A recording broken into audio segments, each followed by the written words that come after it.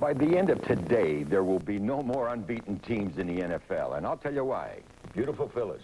Dan Marino, thank you, Jimmy, of the Miami Dolphins has quickly become the most exciting young quarterback in pro football. Call him a Miami version of Broadway Joe, and this week I talked to Gold Coast Dan. We'll have all that and more coming up on the NFL Today.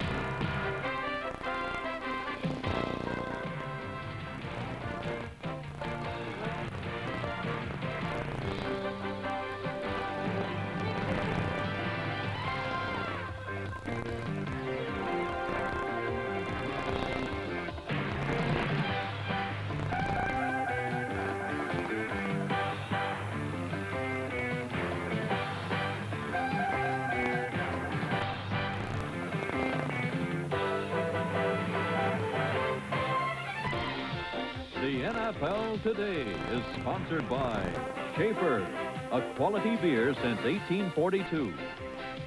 True Value Hardware Stores. The more you've got to do, the more you need True Value. We've got what it takes. And by Xerex Antifreeze and Coolant, premium protection that lasts from Conoco. And now, Brent Musburger. Good afternoon, everybody, and welcome to week number 8 on the NFL Today. We, of course, have reached the midway point in the '84 season. Good time to look at those division races for the playoffs, and on from there to Super Bowl 19 out at Stanford.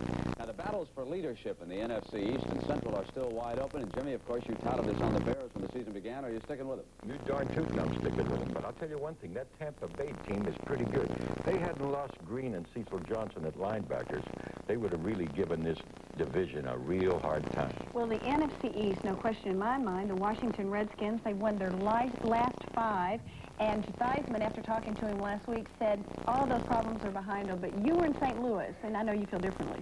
You know, Phyllis, I've been picking St. Louis as an upset-making team and a dark horse all year long. They're averaging over 30 points a game right now, and I think they could knock off the Redskins. Jimmy often said, in order to beat the Redskins, you have to go deep, and have a guy in Roy Green who can get deep in a hurry. Looking over at the NFC West, it's been all San Francisco since the opening weeks of the season, and the 49ers still enjoy a comfortable 2-game lead. But they cannot entirely relax because the Los Angeles Rams, after a slow start, have won 3 of their last 4. They've done it behind their backup quarterback, Jeff Kemp. Now, since taking over the starting spot 4 weeks ago, Kemp has thrown 81 passes without an interception. Now, in the meantime, Vince Ferragamo, who lost the job to Kemp when he suffered a broken finger, is almost healed and will start working out next week. So here we go again, another quarterback controversy brewing on the Rams, although Vince is the first to concede that Kemp has been playing very well. Jeff Kemp's been doing a great job at quarterback, and he has been leading the team, and we've been winning with him in there, and it's, you know, to speak of controversy, really Jeff is leading the team right now. I'm hurt, and I can't even suit up to play, so it's, you know, it's a little speculation on everybody's part, and it's, you know, create a little controversy, a little stirring up around Ram camp, but I think we can all work with the situation.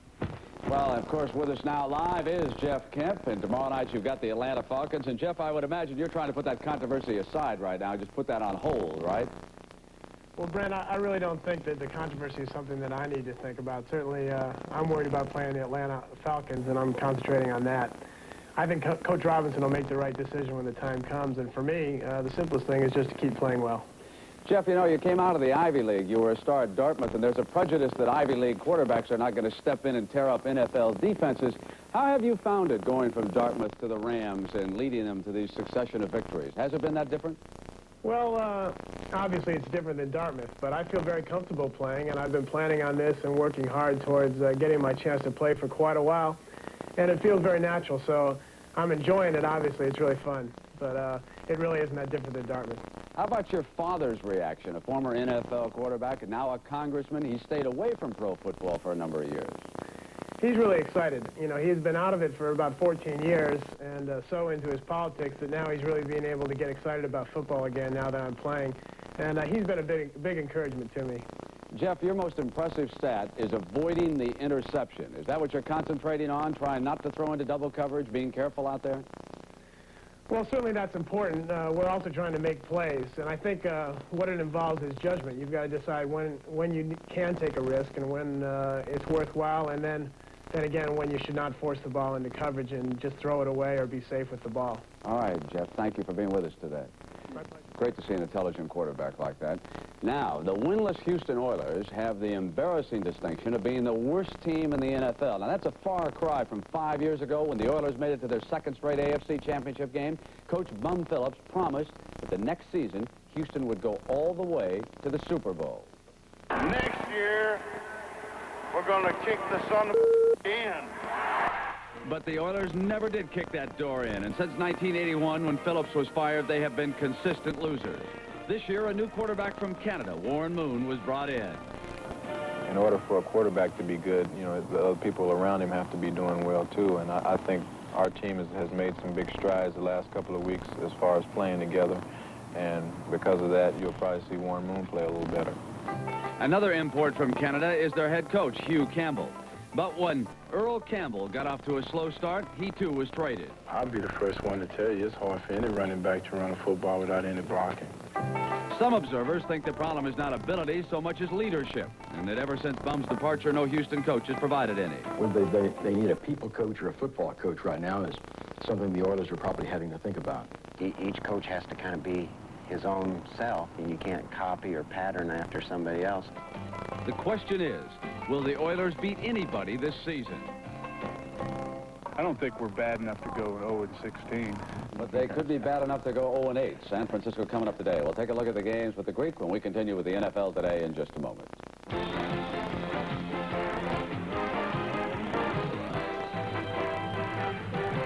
Last time the Cardinals and Redskins played for a share of first place back in 1975. I'm sure the Greek still remembers it. Mel Gray catching that ball.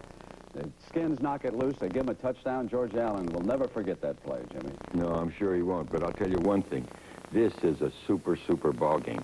Riggins does a great job of running and controlling the ball. You know what's so great about the Redskins, man? Is they stay on the field so long with the offense that the defense gets well rested. So when they come on there, I mean, Butts and company are ready to roll. And Butts has been playing some kind of super ball. I tell you, though, that Lomax to Green, as you all said early, is a super combination. No question about it. I'm going to go with the Redskins in a very light way, like a field goal. All right. How about the Giants over at Philadelphia? The Eagles have put a couple of victories together. You know, that's true, but they didn't beat anybody. And Jaworski's got a bad rib, and if he gets hit under that flap, he's going to have a problem. I tell you, the Giants have been playing decent football. What they did against Atlanta last week was absolutely not good. It was absolutely marvelous. I think they will do it again. Poor Parcells keeps winning. He's 4-3, and yet the ownership is looking at another coach. All right, Jimmy, how about the Bears at Tampa Bay? The Bucks are coming. Boy, they are. They're a good ball club. Listen, the only problem with Tampa, I mean, they've lost Green and they've lost their other linebacker, Camel. And I tell you something, that is bad. That's going to hurt them. The Bears played a better ball game against St. Louis last week. Remember, they had 2 fumbles inside the 20. I'm sticking with the Bears. All right, Jimmy, how about Miami at New England? The Dolphins still unbeaten. Can they keep it up? Well, they were unbeaten until today, Brent. Upset special coming here. This is the upset of the day, I hope. I mean, I hope I'm right. The thing about it is Marino has lost his short receivers. They're hurting. I mean, Miami's hurting a lot with their short receivers. And you know what? They've lost 7 out of 8 games up there. So I'm going to say that it's 8 out of 9. I'm going with New England. All right, Jimmy, you mentioned Lomax and Green. Irv Cross was in St. Louis to see him, and he'll have that story when we continue with the NFL today in just a moment.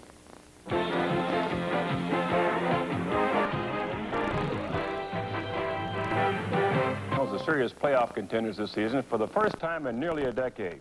And true to their name, the Cardinals are winning through the air, which is also how they did it in years past when they were flying high. Veteran St. Louis fans have fond memories of this passing combination. Charlie Johnson to Bobby Joe Conrad. And later, the Cardinals flew to victory on the passes of Jim Hart to Mel Gray. 4 meal tickets that put the food on the Cardinal table. Those are some of the great passing combinations of the past. But today here in St. Louis is serving up a new dish called Lomax to Green. A duo opponents are finding hard to swallow. Lomax to Green has emerged as the most potent passing combination in the NFC this season. And both men are generous in their praise of each other. The guy is on the ball, literally. He makes such fine adjustments to my throws. Throw behind him, he has good ability to come back and catch it. And then again, everybody knows about his speed. I've never seen a guy accelerate the way he can accelerate to a ball. I could overthrow him by 10, 20 yards, and I know I overthrew him. He goes and gets it. Neil has brought me from a mediocre wide receiver to now, I think, a threat, or I think the teams have to come in now and say that, hey, in order for us to minimize St. Louis's efforts, we're going to have to shut down Roy Green. They really work closely together. They're close friends. And when you have that kind of thing going for yourself, it really helps out. They really know what the other guy's going to do. Laid out there for him? Yeah, a little away from him. Okay, yeah. Going towards more of the hole. Yeah. Okay. Lomax is the team leader on the field every Sunday. But when the dinner bell rings during the week, Neil is happy to eat what's served to him. A bachelor, Lomax dines once a week with Green and his family, a touch of togetherness that strengthens their on-the-field relationship. I think it was more or less a scheme for my wife. Early in the year, I don't think I was catching a whole lot of balls, and she made a deal with Neil that she would feed him twice a year if he kind of threw me 3 extra balls. I enjoy Roy, especially because his wife's such a great cook. And I'll go over to his house once a week just for a free meal. So he likes that because he thinks he's going to get more balls, but that's not the case. As they prepare for this week's big game, both Lomax and Green are aware of the special chemistry they share. I think there's a nonverbal rapport that we have on the field, especially when I kind of look to Roy and I'll audible out. I can go either way with the audible. I'll kind of look over there and he just kind of, either a nod or a little twinkle in his eye tells me that he wants this ball. And you don't give me the ball, I'm going to kill you. I note that if there's any minute opportunity for Neil to throw the ball or to get it in there, that he's going to do it. And as a receiver, when you know that your quarterback has that kind of confidence in you, it just makes you that much a better receiver. Lomax and Green, like good old-fashioned home cooking, they're tough to beat. From what I can see watching the Cardinals practice, they expect to challenge the Redskins' right cornerback, Vernon Dean, early with deep passes. But everybody talks so much about the passing game, Brent. The Cardinals also have one of the most effective running games in the league, averaging 4.8 yards a carry. The way to a quarterback's arm is through his stomach, eh? Yeah. All right, we're going to take a look at Dan Marino. We continue with the NFL Today in just a moment.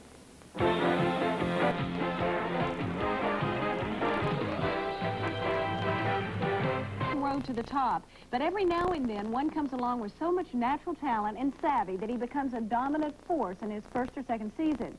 Joe Namath is probably the most celebrated example of that, and among today's quarterbacks, the young man with the golden arm is Miami sophomore sensation Dan Marino. Wouldn't perform any better than what Dan Marino has performed in his rookie year here for us, and then going into his second year. He's just been outstanding.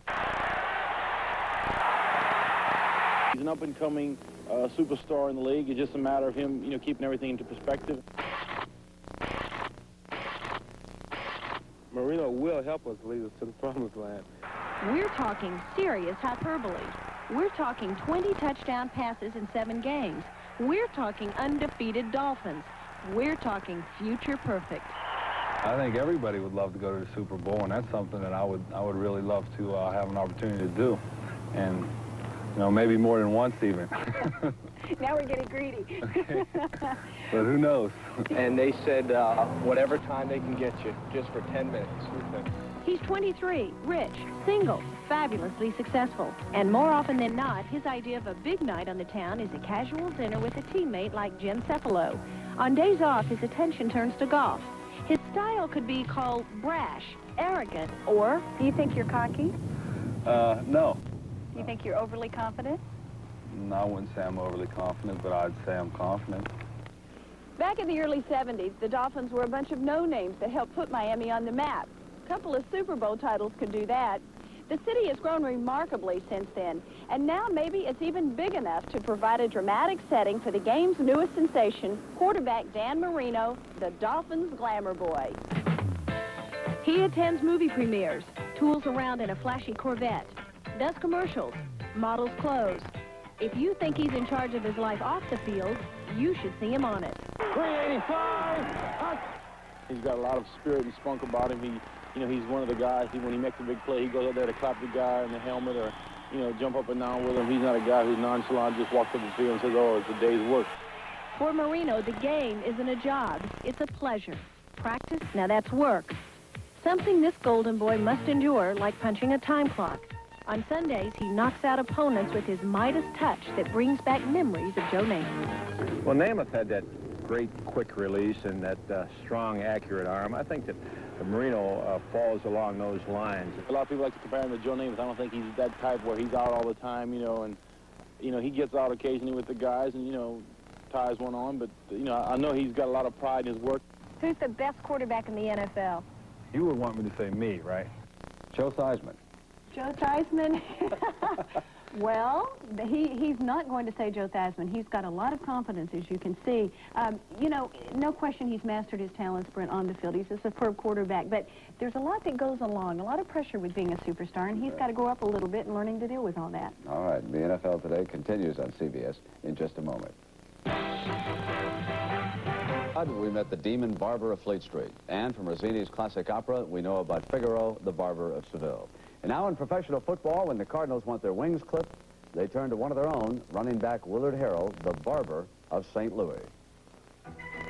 There have been some bizarre hairstyles in the NFL over the years, but Harrell, he prefers a more orthodox approach. When I was a young kid, my father used to let me experiment with his head, and I've done it practically all my life. And to me, you know, cutting hair, I can do my own thing. I can create something, and on the football field, if I make a move, I'm being creative there. So, you know, I relate it like that. Some of Willard's teammates say they're nervous about those close shaves. I still got both ears, but I did have some stitches, and no, he's done real well. He's never made a mistake, and I'm real pleased with all he's done. They always come up and they say, well, God, Will, you made that big gash in his head. Why did you cut him like that? You know, but the guys, they trust me. So who is Willard's most difficult customer? Floyd Peters. The guys that don't have much hair, they're really sticklers to work with. You know, they always say, ooh, don't touch that. Or, ooh, you know, no, don't take too much off. And you have to be really careful about preservation, you know. That's not bad, Irv. You got a free meal over there at the Grange. You get a free haircut from Harold. No wonder you like to go in there. Listen, take a nice tight shot of this clock, everybody, here that we've got. We want to present these with Phyllis. Make sure you wake up nice and early tomorrow morning. Yeah, I got one for you, too. Oh, she's pinch hitting on the CBS Morning I'm calling News. you and you Not and at you. 4 o'clock in the morning. No, you're going to get up and watch me. I am not kidding. All three of you. And Maybe I'll set my VHS and watch you about noon. We'll see you at halftime with all the scores and updates coming up. We hope you've enjoyed the NFL Today on CBS.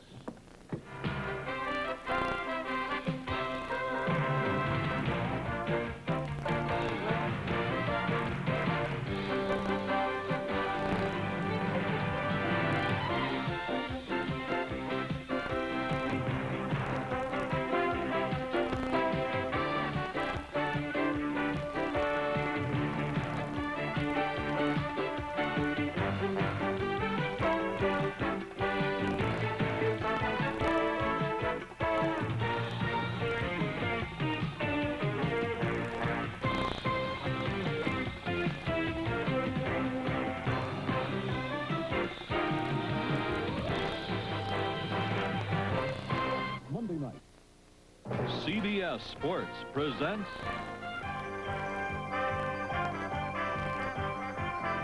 the National Football League.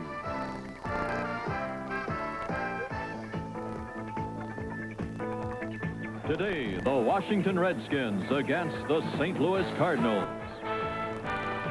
It is overcast in St. Louis, and we have a sellout at Busch Stadium. First place is at stake in the NFC East. The Redskins currently hold the lead. It could get crowded at the top after today, and the Redskins, with a win, would have some breathing room. Good afternoon again, everyone. I'm Dick Stockton along with Hank Stram. Before the year started, the Cardinals said, if we have any kind of a chance, Hank, we've got to beat the Cowboys and the Redskins. They've already beaten the Cowboys. Now's their opportunity against the Redskins. You know, Dick, they have a great opportunity because they are doing so well offensively. They have one of the outstanding pass-catching duos in the National Football League in the persons of Neil Lomax, their great young quarterback, and Mr. Lightning, Roy Green, who can score from any place on the field. I think, however, to win this football game, they have to throw early, throw successfully to get a lead. They can't wait until they get behind and try to play catch-up football. They cannot get it done that way. Now, the Redskins are the hottest team in the conference. They've won 5 in a row, and I guess we don't expect anything unusual from them today, do we? Well, you know, when we were kids, we used to play a game called Keep Away.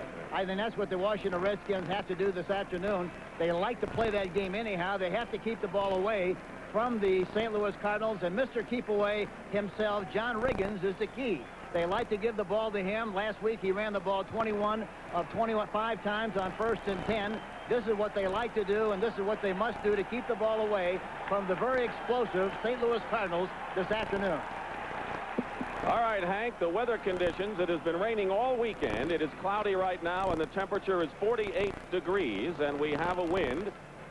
And it may not be a factor as Jeff Hayes gets set to kick off for the Redskins. The Cardinals have won the toss and have elected to receive, and they will send back Stump Mitchell, who leads the NFC, averaging over 24 yards a return, and he will be flanked by Willard Harrell and Danny Pittman. So the Redskins have won 5 straight, and they also have won 5 in a row against the Cardinals. They have dominated the recent series against this team, but this is St. Louis's best chance in 7 years. And we're ready to go in a big NFC East game, and the kickoff is fielded by Pittman at the 5-yard line. Pittman down the sideline, and Danny Pittman rides it out almost to midfield. That's the way to get the crowd going. Hayes, the kicker, drove Pittman out of bounds. What a return. When you talk about field position, that's exactly what the doctor ordered.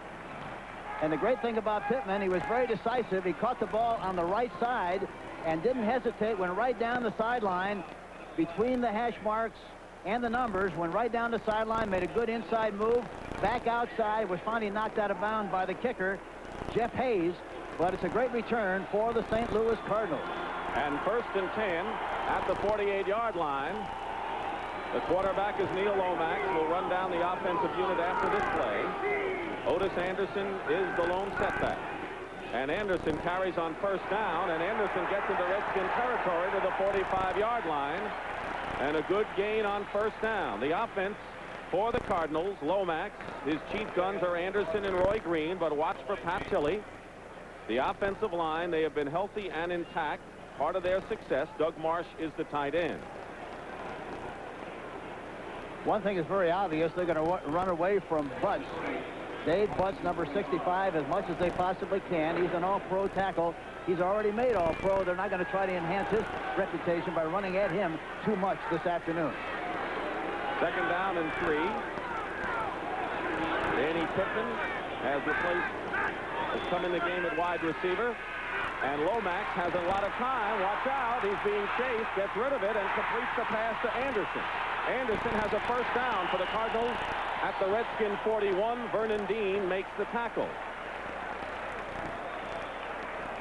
The defense for the Washington Redskins, Tom Beasley replaces Dexter Manley to start. Mann, Butts, and Grant, they have been outstanding up front for the Redskins. Kaufman, Olkowitz, and Monty Coleman started out. We'll be seeing a lot of Rich Malott, however. And in the secondary, Ken Coffey starts at strong safety. Darrell Green and Vernon Dean the corners. Curtis Jordan the free safety. One thing is going to be very important for the Washington Redskins. They must be aware, always be alert, where Roy Green is, number 81, because he's their lightning receiver and he's their big play guy. Roy Green is in there. 3 wide receivers. Danny Pittman and Pat Tilley join him, and Otis Anderson gets inside the 40-yard line, a gain of about 3 yards. Darrell Grant makes the tackle. So you're looking at Otis Anderson, leading rusher and 11th ranked in the conference. And despite the fact, Hank, that he's missed 2 games, he's on his way to another 1,000-yard season. Well, he's running one of the great backs in the National Football League. He's big and he's strong and he's got the speed, he's got the endurance, and he's got excellent hands, good receiving ability. He's got it all. Rich Malott is in the game at linebacker. Olkowitz comes out. 2nd down and 8. Lomax back to throw. He's going up on top for Roy Green, and Green is there. Touchdown!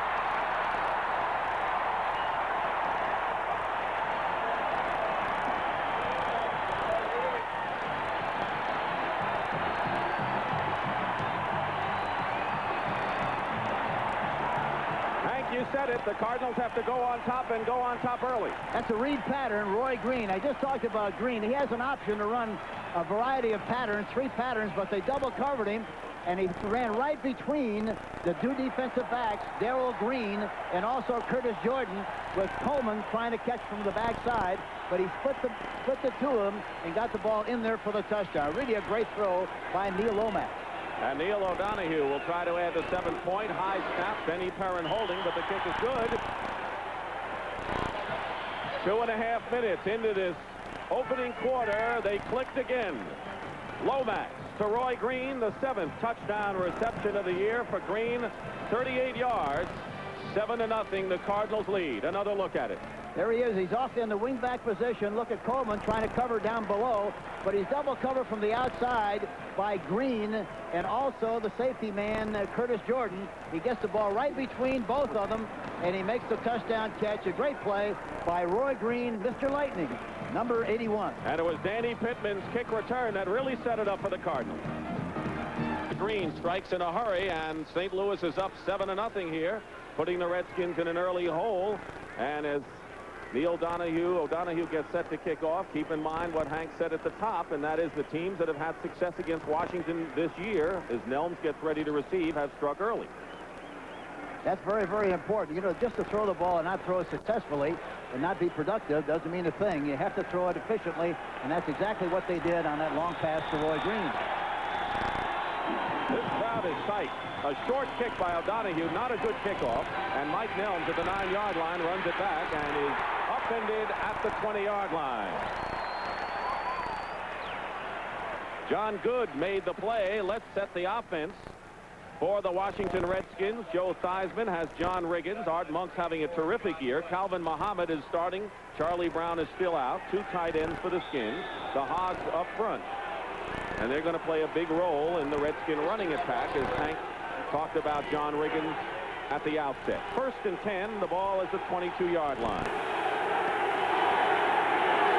In motion goes the motion man, Rick Walker. Art Monk now coming this way. Riggins. Maybe a yard, and that's all. E.J. Jr. was there to make the play. The Cardinals defensively, they have not gotten the pass rush from Baker and Greer that they've gotten in the past. Duda starts in place of the veteran Grooms. The linebackers, watch E.J. Jr. He was in on that last play. Kurt Alleman doing a solid run defense job in the middle. And the secondary, Lee Nelson starts for Leonard Smith at strong safety. 2nd and 9 at the 23.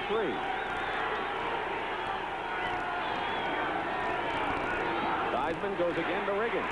Riggins doesn't get much more, brings it out to the 25. John Riggins, of course, went over 10,000 yards last week for a career. Junior again makes the tackle on the big back. They ran a counter play, and they like that very much. A counter meaning that he takes a step in one direction. In this case, steps to the left, then goes to the right. The left guard, Russ Grimm, and also Joe Jacoby, the left tackle, pull in the play. But the St. Louis Cardinal defense reacted very, very well and stopped the play. And, of course, when you stop the run, you stop Riggins, you force him out of the ball game. 3 wide receivers now. Theismann is going up on top for Calvin Muhammad, who makes the catch. It is out of bounds. Calvin Muhammad was out of bounds as Theismann was going deep. And Jeff Griffin, number 35, was the cover man on the play, and he was licked badly. And he's very lucky that he threw the ball on the outside and out of the field of play. It had been a great play in Canada, but not here. Well, it's getting to feel like Canada weather. It's getting a little cool. Jeff Hayes will be punting from the 10, and Stump Mitchell, who's one of the ranking punt returners in the NFL, will be at the 40-yard line. And you talk about a couple of double lightning guys. You talk about Muhammad and also Art Monk. They're exciting. The Redskins punt return coverage is the best in the NFL. Good kick. Here's Mitchell at the 32, and he goes nowhere. And now you see why the Redskins rank at the top of the heap. That was a 43-yard punt, and Mitchell only got 2 yards. We'll be back to Busch Stadium in a moment. For first place in the division was back in 1975, and here was the situation in a dramatic game. 25 seconds to go. The Redskins were leading by 7 points. Don Coryell was the head coach of the St. Louis Cardinals at that time. Jim Hart is the quarterback. Now here's the play. Cardinals are looking to tie the game to send it into overtime. Hart spots Mel Gray. Is it a touchdown or not? He was in the end zone. The Redskins say no.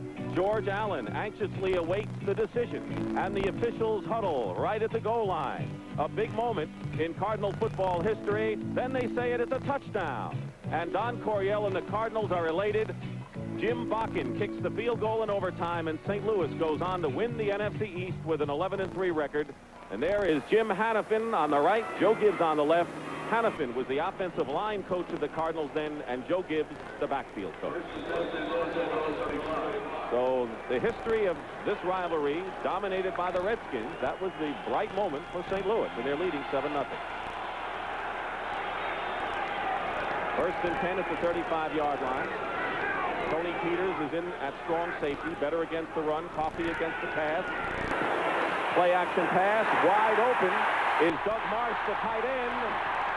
He's in Redskin territory, a big gain of 24 yards to the 41-yard line. Coleman and Jordan made the tackle, but Hank, Doug Marsh, the tight end, was all alone.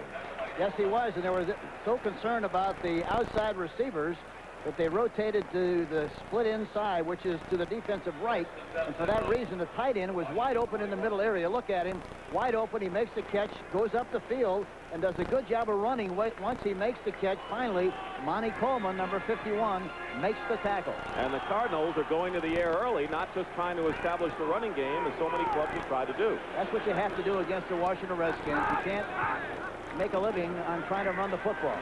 First and 10. Here's a pass intended for Marsh, overthrown. Lomax was claiming an interference down the line. Neil Lomax, who is in his 4th year, has gained a tremendous measure of poise, hasn't he, in his first few years? He really has. I think when he first came up, and it's typical of young quarterbacks, especially quarterbacks who like to move a lot and throw the ball on the run. They go back into the pocket if they're not careful with the idea of not to throw the ball, but to run as soon as they get in a little trouble. Now he has exercised great patience. He hangs in the pocket very, very well, and there was a good illustration of it. He's not going to jump out of there before he's ready to. Only 5 minutes gone by in the opening quarter. Pitch to Otis Anderson, who is hit at the 40-yard line. It'll be 3rd down and 9. Tom Beasley and Vernon Dean make the tackle for the Redskins. So it'll be 3rd down and 9, and now the nickel defense comes in for Washington, and they usually use, what, the 4 corners and the safety, Jordan? Yes, they use 4 corners and the safety man, as you mentioned, Jordan, as the 5 defensive backs. And Tony McGee and Perry Brooks, their pass rushers up front. So we'll see what Lomax does against that array. Neil Lomax has had a pretty good ratio, touchdown passes versus interceptions last year and again this year. They're trying to hide Roy Green as much as they can. He lines up in the backfield some to make sure that they disguise where he's going to be. 3rd down and 9. Pressure. The Redskins going after him. Monty Coleman over. Penalty marker down. The pass is thrown away in a hurry. And Coleman, who leads the Redskins in sacks, put tremendous pressure on Lomax. And Tony McGee, number 78, he also was hot in pursuit of the quarterback Lomax, and he got rid of the ball just in time, or else he got the sack on the play. Holding against St. Louis. And the Redskins determined to get in there. You don't think they'll decline the penalty, do you? Number 80. It's declined. I don't think so. They're not going to have as long a conference as we saw the officials have on that touchdown play back in '75. That's right. They're going to make a quick decision on this one. Doug Marsh was holding. It'll be 4th down. Carl Birdsong, who's averaging 41 yards a kick. On this kick, a right-footed kicker, he should try to kick the ball to his left. Or try to get it up in the air and kick one of those pooch kicks where it goes down about the 10-yard line. Let's see what he does. Mike Nelms is back. The Cardinals punt coverage is last in the NFL. So we have the best and the worst in punt coverage today. But this kick is headed for the end zone. It bounces to the 2 and goes into the end zone. It's a touchback. And with 9:02 to go in the first quarter, Redskins will take over. The Cardinals lead at 7-0. Back at Busch Stadium in St. Louis. 1st and 10 for the Redskins on the 20-yard line. Joe Theismann, 6th in the NFC in passing coming into this weekend. Calvin Muhammad in motion. And Riggins outside picks up some decent yardage and gets to the 26-yard line, a gain of 6. Now for an NFL Today report, here's Brent Musburger in New York. Brent? Dick, here's the magnificent Walter Payton of the Chicago Bears in behind Matt Suhey. This is simple power right. Freeze on the cornerback with a dandy move and 6 for Chicago. They lead at 7-0. Back to Dick. All right, Brent, thank you. Tampa Bay, Chicago in that NFC Central battling it out. 2nd down and 4. Theismann's been red hot the last 2 weeks with 7 touchdown passes. Goes to Riggins again, and Riggins inside gets a yard. It'll be 3rd and short. David Galloway, who has been called the Raging Bull, he is a terrific inside lineman that they like very much. Henry makes the tackle. Yeah, he's big and he's strong. He's 6'3", 277, and played his collegiate football at the University of Florida, number 2 draft choice in 1982. But as you mentioned, they call him the Baby Bull, and he likes that name too, doesn't he? He does, and he said the problem of going against that offensive line is that he just great wall. They just push you forward. They just take it the way you want to go, and Riggins does the rest. 3rd down and 2 at the 28. Wansley hidden in motion, and Riggins is stopped short of a 1st down. Cardinals are primed defensively. Thomas Howard and Mark Duda make the tackle and stop Riggins from gaining those 2 yards. Right now, it's very obvious that the St. Louis Cardinals are winning the war up front. They're controlling the line of scrimmage, and that's the difference so far. And Floyd Peters leads that defensive unit for the Cardinals. Happiness, full of happiness all over his face. The Silver Rush, the Gold Rush. He's been to San Francisco and Detroit. Hayes with his 2nd punt, and Mitchell is back. We have 7 minutes and 29 seconds remaining in the 1st quarter. 7-0, the Cardinals lead, and they'll get their hands on the ball again.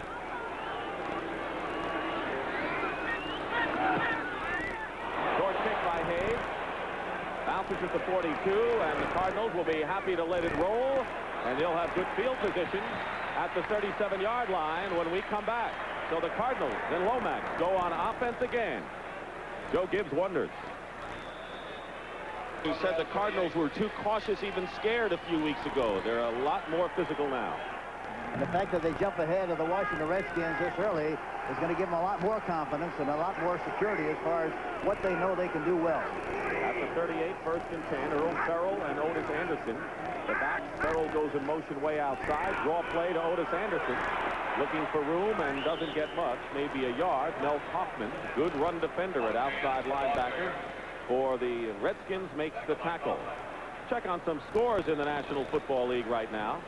Green Bay and Seattle are 7-7. Largent hit Craig with a touchdown pass. Cincinnati has the lead in that Ohio battle with 1-6 teams in the 1st quarter. Denver up over Buffalo 3-0. And Pittsburgh over Indianapolis 3-0. Dexter Manley has come in now for Tom Beasley at right defensive end. 2nd and 9. And he's a good pass rusher. Lomax up the middle, almost intercepted by Rich Malott. I think Tilly was the intended receiver, Hank, but it was closer to Rich Malott. Yeah, that was just poorly thrown. Just a badly thrown ball, and he doesn't do that very often.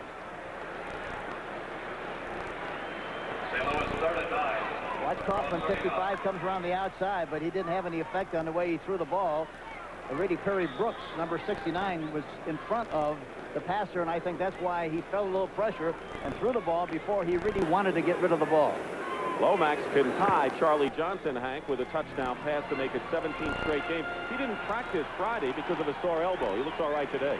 Yeah, I watched him in the pregame warm-up, and he was very efficient.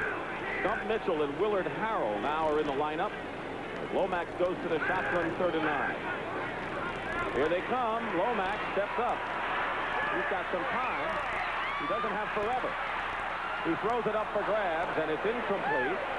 He was going for Roy Green, but Green was smothered by the Redskins defense led by Darrell Green.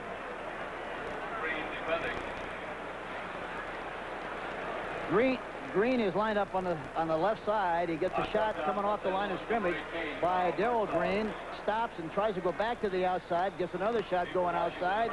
They look for the ball. Has no chance whatsoever to make the play. Vernon Dean is also there to help make the play, but he throws the ball over the top very wisely, or else it had been intercepted. That's the boys we were talking about. So now Birdsall will punt. with 6:13 to go in the first quarter. Nelms is back at the 20-yard line. It's high, not long. Nelms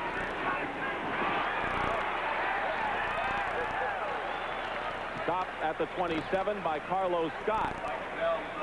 He played it cool, didn't he? But he didn't get much. And we'll be back. Strange day for Jim Hart, who played for the Cardinals for 18 years and now returns in the uniform of the Washington Redskins. Yeah, and he's got a restaurant here with Dan Beardorf, and he's very sentimentally involved in the St. Louis area, and he's got to come back here with mixed emotions, although the only thing that's really important to him today is do something to help win this football game for the Washington Redskins. He's happy in Washington. A lot of people have tried to draw him into a controversy about how you feel about the Cardinals, but he refuses to get into that. No, he's a classy guy, and he would never get involved in that kind of a controversy at all. Redskins have 1st and 10 at the 29. Clint Didier, a good receiver who can go deep as a tight end, now goes in motion outside. Play action pass. Seisman throws complete out of bounds to Calvin Muhammad, and a pickup of about 9 yards. For an NFL Today report, here again is Brent Musburger in New York. Dick, the Eagles have been waiting all year. Now this play is designed for a first down to Kenny Jackson. Jaworski's got him, but now he splits the middle, and he goes 83 yards for his first National Football League touchdown. And the Eagles lead the Giants 7-0. Let's go back to Dick and Hank. Well, they say that Kenny Jackson, when he gets into the league a little bit more, he's going to be quite a speedster in the receivers you saw there. Here is Riggins. First down for the Redskins to the 43-yard line. One thing, Hank, the Redskins don't change their plan, do they, much? Well, that's the great thing about this team. They've won enough with this kind of a setup. They know what they're going to do. They know what they want to do. And even though they don't succeed early, they're not going to deviate from the plan. They know what they have to get done, and they're going to stay with it, and that is they're going to try to run the ball and give the ball to Riggins and try to move the chains and keep the ball away from the St. Louis Cardinals. That's what the plan is. I think also they got to have to throw the ball some, especially play action passes early on 1st and 10. Yeah, they live to run the football to win, but to be the second-best scoring team in the conference at over 27 points, they had to throw some too. 1st and 10 at the 43, and there he goes. Seisman pumps, goes up on top, and the pass almost intercepted by Benny Perrin. He was looking for Clint Didier downfield, and the pass was not a good one, Henry, because Perrin had the best shot at it. Well, they had double coverage that time, and I don't think he anticipated that. The official took a shot that time.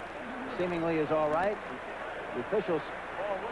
Bill Quinby is the fellow's name, the side judge. Chuck Heberling is the referee, and there you look at the rest of the officiating crew. But he said, I'm all right, let's go. We can look somewhere early. We can look for Muhammad to try to make a double move on Wayne Smith. Wayne is the fine young defensive back from Purdue University, but he takes the bait very quickly sometimes on any kind of a first move, and so as a result, some kind of a square up and out or a hook and go, something could be very effective against him. 2nd and 10 at the 43. In motion comes Art Monk. Seisman completes to Art Monk, who has a first down in the Cardinal territory. At the 43-yard line, Wayne Smith, the defender on the play, and there you're looking at Art Monk, who leads the NFC. That's his 44th catch of the season. Wayne Smith had to come all the way across the field with Monk, who went in motion. He gave him a lot of room in front. He just broke up the field and broke out to the outside and made the catch, talking about Art Monk. But they're going to spend a lot of time, on, I guarantee you, working on Wayne Smith, number 44, in the right corner. There's a guy with the whole package. Size, speed, moves, and hands. Art Monk having his best year. 1st and 10 at the Cardinal 43. 5:02 remaining in the first quarter. 7-0 St. Louis leading. They're going deep up on top, and it's caught by Art Monk on the right sideline, inside the 20-yard line to the 18. Lionel Washington makes the tackle. So Monk, 14 yards to one side, 25 yards to the other. He's got him on. He's got Monk, play action fake. Just got rid of the ball in time because they had a blitz on the backside. Throws the ball up on top. Lionel Washington, who played his collegiate football at Tulane. Watch this. This is a great picture. He's in a tight position with him, running down the field. He's not looking for the ball yet. He sees the receiver, Art Monk, look for it, then he starts to turn and look for it. It's too late, and the ball's right on the money. At the 18-yard line, 1st and 10. Redskins trying to tie the ball game up. Art Monk goes in motion. Play action, Theismann. He's looking. He's going to run it. He's hit as he slides, and the whistle had blown before he coughs the ball up at the 14-yard line. Bubba Baker doesn't have a lot of tackle tank this year, and maybe he kind of took it out on Theismann on that play. Yeah, he gave him a shot up on top. Watch this now. Joe Theismann, and he's got great presence and a good feel. Play action. He's looking downfield. Didier's in the open. Now watch as he decides to run the ball. Watch the shot Baker gives him up on the hot. He gives him a high hit right into the head. That should have been a penalty. Anytime you get a shot like that above the shoulder pads into the head area, should be a penalty. They didn't call it. Cardinals are fortunate. 2nd down and 7 at the 14. Theismann has 11 touchdown passes. Art Monk has caught 2 on this drive. Wiggins powers his way to the 10-yard line. Benny Perrin and Thomas Howard make the tackle on John Riggins. There is Howard, who was acquired from the Kansas City Chiefs prior to the first game of the year. He's not big, doesn't make many mistakes, and he's awfully smart. Yeah, he's very alert and has terrific quickness. At that time, they ran that counter tray play to the left. They run it to the right most of the time. But it was all plugged up on the outside, so Riggins just decided to take what they gave him and ran out right up the middle with it, made some yardage. 3rd down and 3.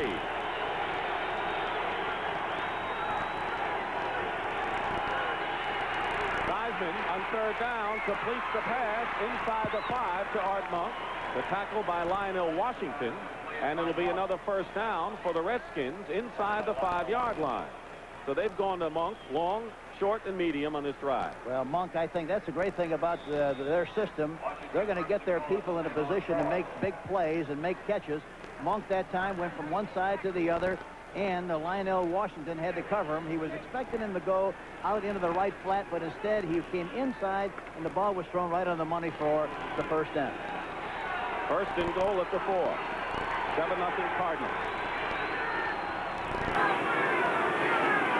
Otis Wansley, the blocking back, John Riggins, a yard, and that's all.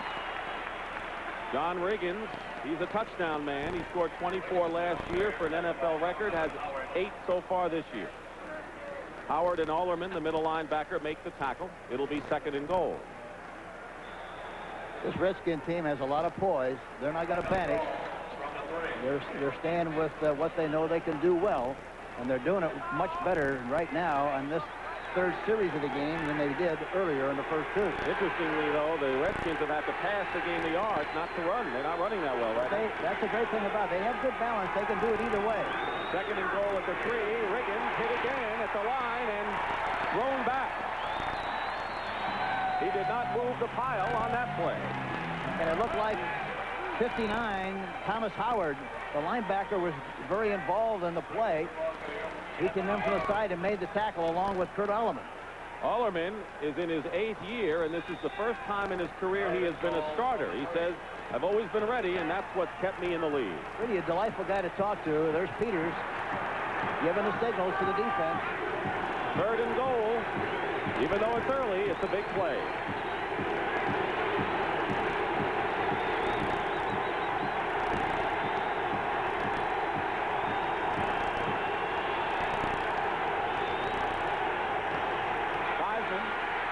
Throws, touchdown, penalty marker down. Clint Didier on the reception, but a penalty is down. And let's wait.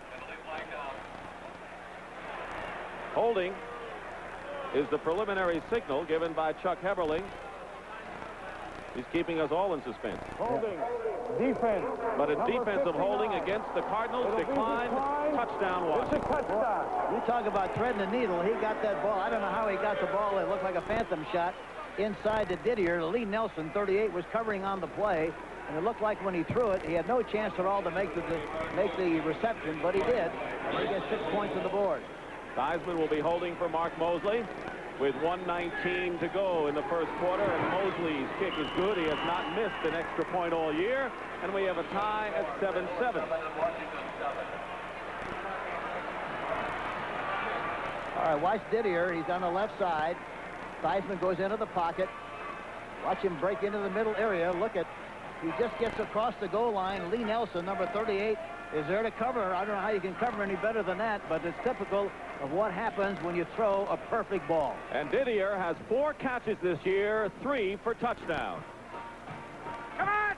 Theismann was perfect on the drive for the touchdown, and here's how he did it, Henry. Here we see Didier coming across in motion right in here. Comes in motion, comes to the outside, breaks inside. Lee Nelson tries to cover him. He doesn't. The ball is thrown perfectly. And Theismann goes right back into the pocket, delivers the ball right inside perfectly for the touchdown. Let's take a look at it. Here we go. All right, watch him. There he goes inside. There he is, makes an outside move inside. The ball is thrown perfectly. Touchdown. And look at this happiness for Didier. Look at it. Big smile for Didier. Touchdown. Okay. All right. Happiness. Sadness for the Cardinals. Happiness for the Redskins. Here's the kickoff, and it's Pittman inside the 10-yard line. Pittman running out again to the 30. Pittman to the 36-yard line. He returned the opening kickoff 43 yards to really spur the Cardinals there. This was 29-yard return. Anthony Washington makes the tackle. Well, next week on CBS Sports, college football, many of you will see 8th-ranked Ohio State with Heisman candidate Keith Byers take on Wisconsin at Big Ten action. And those of you out west will see Arizona play host to Pac-10 rival UCLA, victors over California yesterday. Next Saturday at 12 noon Eastern, right here on CBS, 3 o'clock Pacific. First and 10 at the 36-yard line. 7-7 the score, 1:08 remaining in the first quarter. Anderson hit immediately, and Dave Butts was all over. Right now, for an NFL Today report, here's Brent Musburger in New York. Well, Dick, Walter Payton is on his way to another banner day. If he rushes for more than 100 yards, it'll be 7 straight games. He already has 2 touchdowns against the Buccaneers, and Chicago is dominating 14-0. Let's go back to Dick. All right, Brent, the Bears 4-3 coming in, could go 5-3 in the division. They just found out that Dave Butts is still an all-pro. They ran right at him and got nothing. He, by the way, as you know, he was a former Cardinal first draft choice back in 1973. He was traded to the Redskins. Second down and 9. Up the middle, blocked by the second tight end, Greg LaFleur. Now, if you want to know who Dave Butts was traded for in the deal that sent him to Washington, and all he is now is an all-pro tackle. Do we have time? Well, he was traded, yeah. For as many draft choices, go ahead and tell That's them. right. Well, here are the guys who figured in the trade for Butts. Steve Pisarkowitz, a quarterback, Ken Green, a defensive back, and George Franklin. You remember George? Yes, very vividly, yes. 3rd and 9 at the 37-yard line. Lomax has thrown 5 incompleted passes in a row. Out of the shotgun, man puts pressure on him. Lomax's throw incomplete. Roy Green was the intended receiver, and Darrell Green, who's got a lot of speed, was covering on the play. It's 4th down. Roy Green likes to catch crossing patterns, and that was a crossing pattern because he runs so well once he catches the ball. That time, the ball was a little low. Normally, he makes that kind of a catch, but he missed that one. The Carl Birdsong is in the punt for the 3rd time today, and Mike Nelms goes back deep for the Redskins. The Redskins haven't been all that happy with their punt return because of the blocking up front. Hasn't been what they've had in the past. I talked to Nelms before the game on the elevator. He was all excited about this game and felt that they were going to do a good job on the specialty teams, and he always does a good job of returning the ball. He's something special. Was he going up or down in that elevator? Well, I think he was going down. Almost blocked by man, and a penalty marker down. Nelms knocked down inside the 30-yard line, but a penalty flag is up, and roughing the kicker against the Redskins. That's going to give the Cardinals possession, and in the 1st down, keeps it alive for them. Normally, though, when you touch the kick, when you block the kick, you can't call roughing the kicker. Well, Charles Mann is saying just that.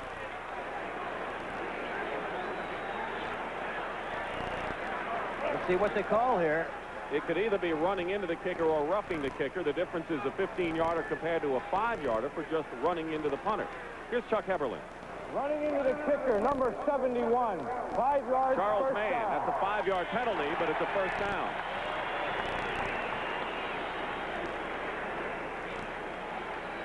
There you see Birdsong kicking it. Mann runs across his foot and gets a piece of his foot, and evidently that's what they called the penalty for. 10 seconds remain in the first quarter, and the Cardinals keep possession. They have a 1st and 10 at the 41-yard line. Jim Hannafin said about Joe Gibbs, man of detail, meticulous guy, one of the big reasons for his success as a head coach. Very obvious, Dick, that they both like each other and respect each other very, very much. Earl Farrell goes in motion. 10 seconds to go, and Lomax will try to put it up. He's thrown 6 incompletions, and now it's number 7. Farrell was the intended receiver, and there are 5 seconds remaining in the quarter. So Lomax is in a bit of a slump right now. And that was a bad throw. I think anytime you have an anchored receiver like Farrell was, you got to throw the ball at the number so he can make the catch and get up the field as soon as possible. That time his ball was thrown very high, and had he even made the catch, he wouldn't really have much of an opportunity to get up the field and make any yardage on the play. You know, that touchdown pass to Roy Green early in the game was the 16th TD pass in as many games, 16 straight games, which ties him with Charlie Johnson. Lomax would just like to get 1 completion under his belt now. He's going to give it to Otis Anderson, and Anderson, with good effort, bucks forward to the 47-yard line. It'll be 3rd down and 4. Darrell Grant makes the tackle as the gun ends the first quarter. So here at Busch Stadium, a sellout crowd. The Cardinals can go into a tie for first, and they are indeed tied with the Redskins, 7-7. We'll be back. Along with Hank Stram, Dick Stockton here in St. Louis, Missouri at Busch Stadium. We are 7-7, the Cardinals and the Redskins, as we start the second quarter. Cardinals looking for their first 3rd down conversion, 3rd and 4 at the 47. One thing we can look for a little bit as we go along here, too, Pat Tilley is really an excellent receiver, a very controlled receiver, and he has great moves, and I wouldn't be surprised if they start to do something with him pretty soon. He can be awfully deceptive. Everyone looks to Green. Quick pass is caught and dropped, fumble. It's recovered by the Cardinals. Roy Green caught the ball. Danny Pittman recovered the fumble, and Green is shaken up. That was a fumble, and Pittman was there, and Roy Green looks like he really took a shot. Anthony Washington made the hit on him. You talk about using your shoulder pads. Anthony Green, number 24, did exactly that. Really made great contact. Watch Roy Green, number 81, coming off the line of scrimmage. Breaks to the outside. Turns his head quickly to locate the football. He makes the catch, and watch the hit here. He just makes the catch, turns and starts to go up the field, and look at the shot he gets by Anthony Washington. Washington really gives him a shot with the shoulder pads, the left shoulder specifically, and the ball is recovered by Pittman, and St. Louis still has possession. But Roy Green, who has been the great pass receiver leading the NFC in yardage coming into this game, is still shaken up. So we'll be back. And Roy Green, going off on his own power, is just taking a breather right now. They need him. Watch Roy Green. He goes in motion to the right side. Then he changes and go back to the left side. Now watch, Darrell Green is still covering him man for man.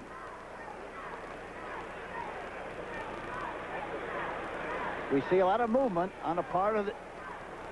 See the defense shift around with his movement. They're running around. It looks like a Japanese auction.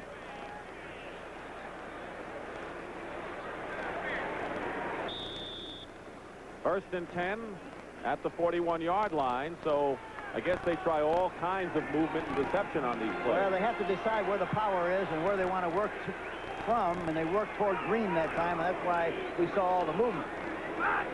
14:31 to go in the second quarter. Anderson picks up 5 yards on that play for an NFL Today report. Let's go to Brent Musburger in New York. Dick, now that the Tigers are no longer around for camouflage, the Wolves are going to start howling in Detroit about Monty Clark. Minnesota has jumped out by 2 touchdowns. That was Ted Brown going in. It's 14-0, Vikes over the line. Back to Dick and Hank. We're back. Otis Anderson was slow getting up, and he is slow walking off the field now for the Cardinals. Roy Green, we understand, is all right. But the man of concern now is Otis Anderson. Stump Mitchell has replaced him in the lineup. Earl Farrell goes in motion, and Mitchell, who's done well as an understudy for Otis Anderson, has a first down at the 30-yard line of the Redskins. Hoffman makes the tackle. Seems that every time he gets a chance, Stump Mitchell does something great. He's got great feet. He really has. Stump Mitchell has great feet. He's not very large, 5'9", 188. Watch him. Coming off the line of scrimmage. They have a block with the left guard pulling in the middle linebacker, but he breaks to the outside and finally tackled by Rich Malott, number 57. And the cheer was for Roy Green, who's come back into the game for the Cardinals. He has now caught 7 touchdowns this year, led the NFL with 14 TD receptions a year ago. So Green's in there again, first and 10 at the 30. Farrell and Mitchell are the split back. Well, look at all the room Green has on the right side. And now a delay of the game penalty has been called against the Cardinals, so they'll step off 5 yards. You know, talking about Roy Green, number 81, he used number 25 initially and had to change his number from a defensive back to an offensive receiver. Emmett Thomas, who was such a great defensive back for us at Kansas City, is now working with the receiver and suggested he wear number 81. He didn't want to wear it because he said, I never heard of anybody who wore number 81 who was really a great player. Emmett Thomas says Warren Wells of the Oakland Raiders was really a great receiver. Wear that number, and that's why he's wearing number 81, because of Warren Wells. First and 15. Warren Wells, of course, was with your club before he went to the Raiders. Yes, and he was a great one. Mitchell goes in motion, first and 15. Farrell is open, and Farrell is the safety valve. He's got the ball, and Farrell fighting his way to the 31-yard line. Just gets back to the original line of scrimmage. Darrell Green makes the tackle. It'll be second down and 10. He was looking for Roy Green that time, but they had him double covered, and for that reason he dumped the ball off into the flat to Earl Farrell, who makes a nice play and gets down the field and makes a little yardage on the play.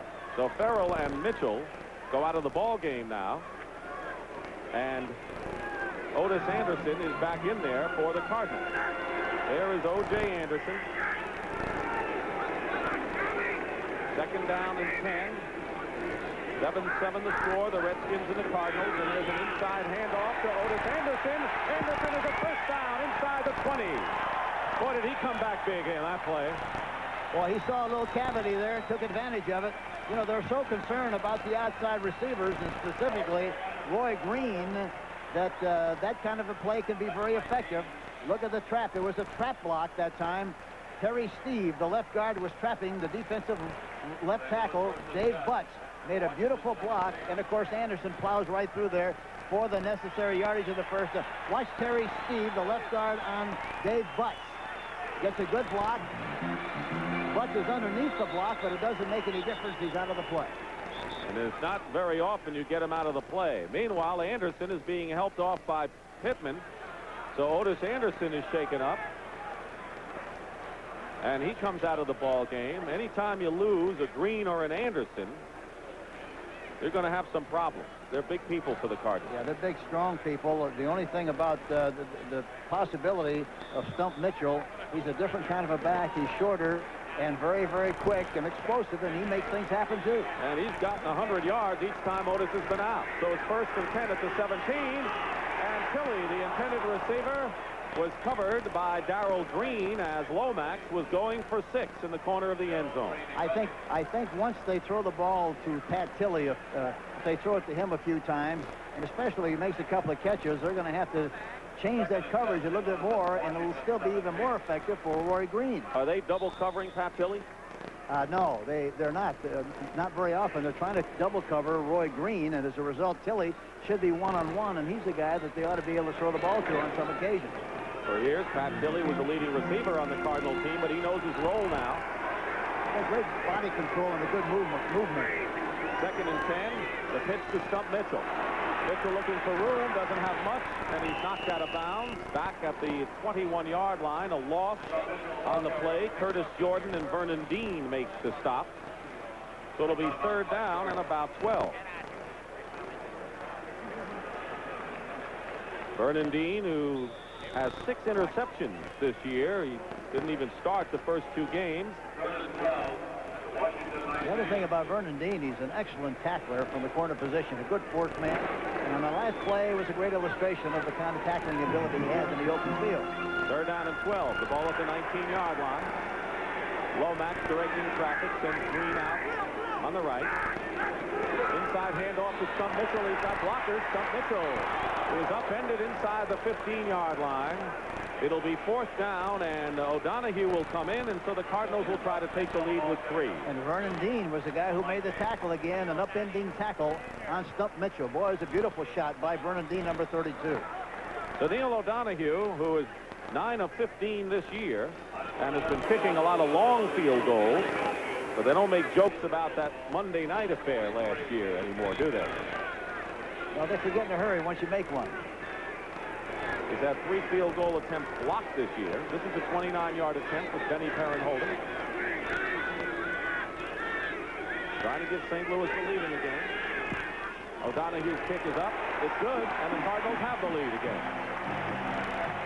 29-yard field goal by 6'6" Neil O'Donohue from Ireland. And the Cardinals lead the Redskins 10-7.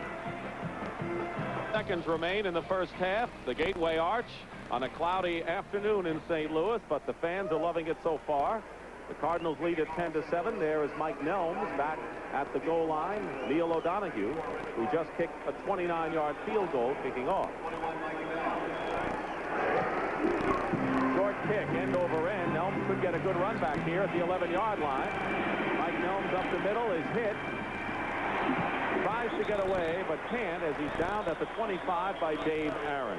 Well, don't forget, coming up next, a CBS Sports special, America's Marathon Chicago. And this race features Olympic gold medalist Carlos Lopes. It's one of the strongest marathon fields ever around downtown Chicago. Coverage begins after football right here on CBS Sports. That drive, 14 plays, 52 yards. That's what Washington has averaged on first down. Pretty good, huh?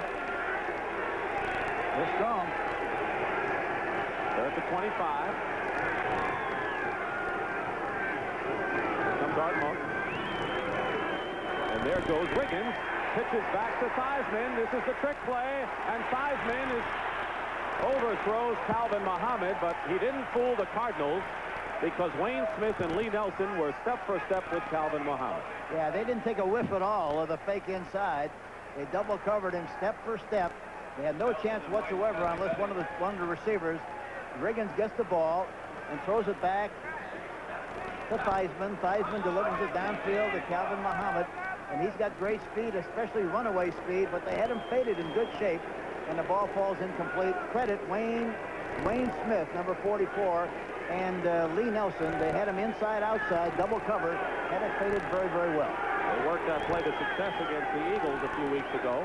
2nd down and 10. Rolling out Theismann. He's in trouble.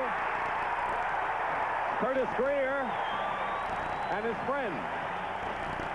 Theismann is tackled inside the 15-yard line. And they had a strong safety blitz. Lee Nelson was also involved in the rush. This is what they call their dash play.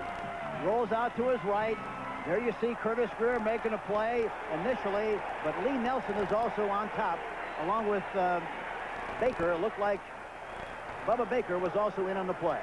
Well, last year, Baker and Greer combined for 29 sacks. They only have 6 coming into this game, so that's a big one for the Cardinals. You know, the other thing good about Baker, I think Baker's playing the run much, much better than he has with the pass. He's always been an outstanding pass rusher, but I think he's doing much better against the run. Loss of 11. Back at the 14. Jeff Griffin is the nickel back. Theismann rolling out the other way. And drills it incomplete. Art Monk, the intended receiver. It's 4th down, and the crowd is turned on to the St. Louis Cardinals defensive effort.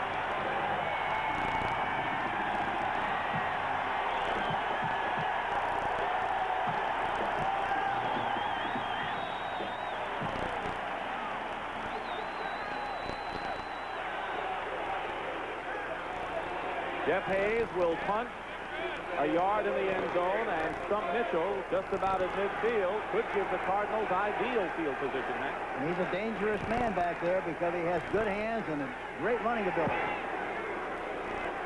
Here's Mitchell at the 49 of Washington. He's got room. Penalty marker down. Mitchell to the 30. And Mitchell will go all the way. Touchdown, but wait. A flag down at the 45-yard line may nullify it. The Cardinals don't know about it, however, and they are celebrating what they think is a touchdown. And apparently, Hank, they're going to call it back. I think so, and it might be Bob Harris, number 50, who was involved, might have been involved in a clip. I don't know.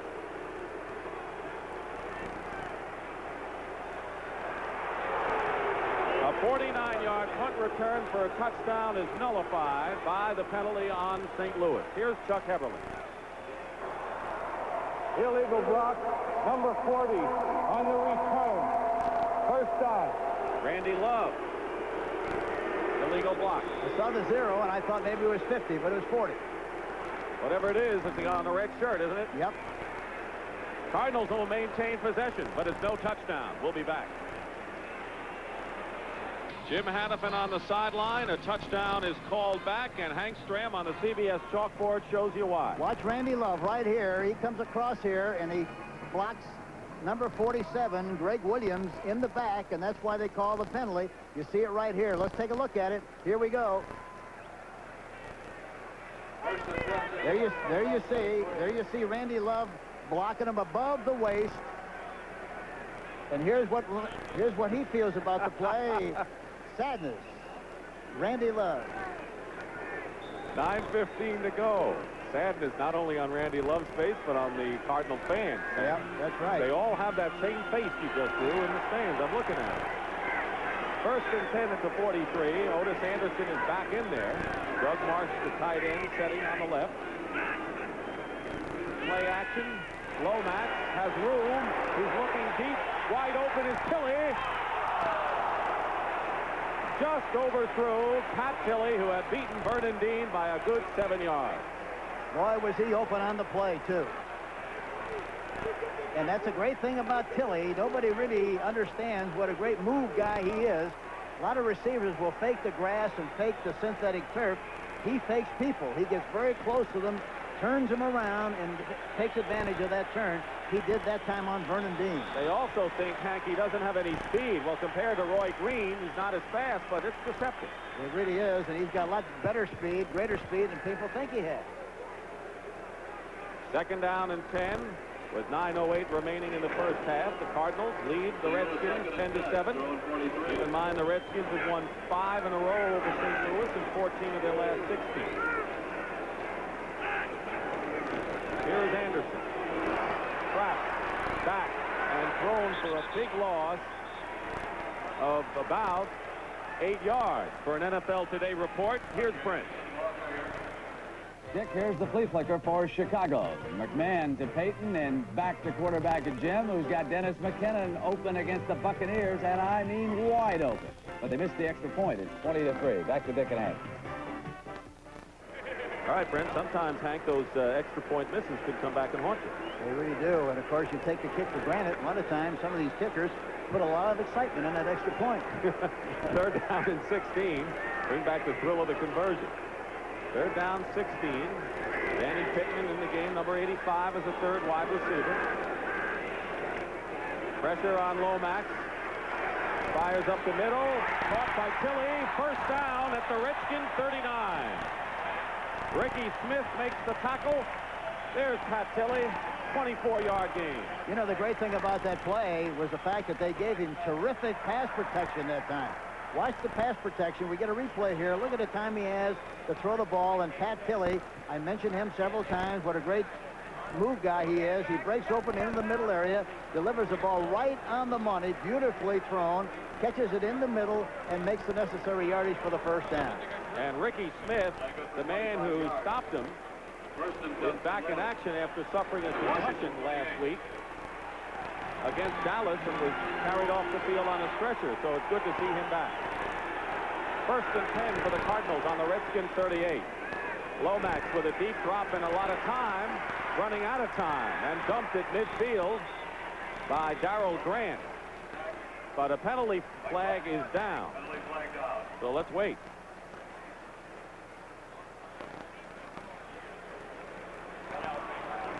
It is against the Cardinals.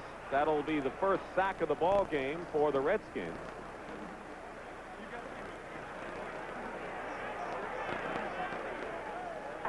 Illegal motion, number 85, offense, penalty decline. Second down. So they're going to decline the penalty, an 11-yard loss on the play. You know, that's the thing about a lot of movement. If you're not careful, if you're not moving away from the line of scrimmage when the ball is snapped, that's going to be an illegal procedure. And that happens an awful lot of times when you're sending people in motion. 48. Pittman and Tilley wide to the right. Green to the left. Willard Harrell and Stump Mitchell line up on the wing. Lomax rolling out. His pass is caught by Pittman.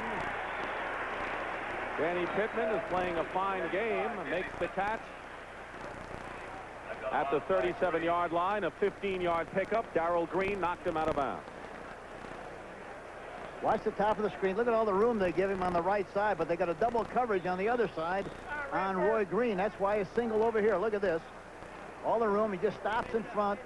Darrell Green comes back for the ball. The ball's right on the money, and he's finally knocked out of bounds, but he picks up a nice gain on the play.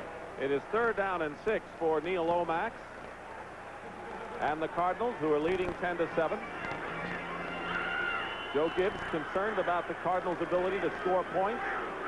They've averaged over 30. Inside handoff, Stump Mitchell. Stump Mitchell has a first down inside the 25. That's twice they've gone to the inside handoff on the shotgun. Good block by Joe Bostic, the right guard. Watch the ball go back to Lomax. He gives the ball to Stump Mitchell. There's good blocking at the point of attack. They stay with Butts. The right guard stays with Butts and does a good job on him. And finally, Coffey, I think it is, who comes over from the safety position. Number 48 makes the tackle. Well, the Cardinal offensive team is really slick and smart. Yes, they are. And Joe Bostic that time really did a good job on Dave Butts, number 765. Bostic is 71. First and 10 at the 24. Earl Farrell moves, and here is Otis Anderson up the middle. Jumps his way inside the 20-yard line. A good pickup to the 19. Darrell Grant makes the tackle.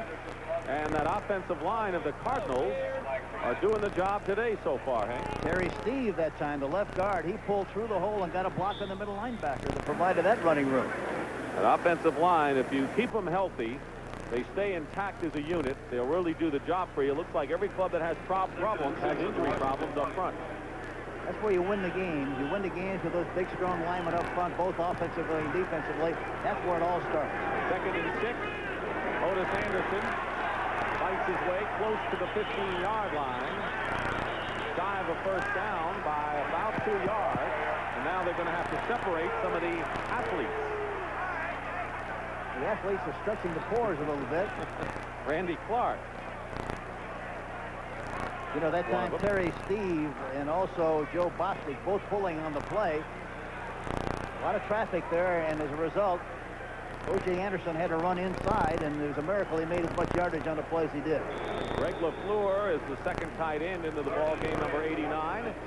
It'll be 3rd down, and along 2, Joe Gibbs has seen so far. The Cardinals look good on offense, and Washington struggling against the Cardinal defense, which is the poorest coming into the game. We got 2 downs to make 2 yards. Green to the left. Anderson not going to make it there. Neil Olkewicz was right with him. Now it's 4th down.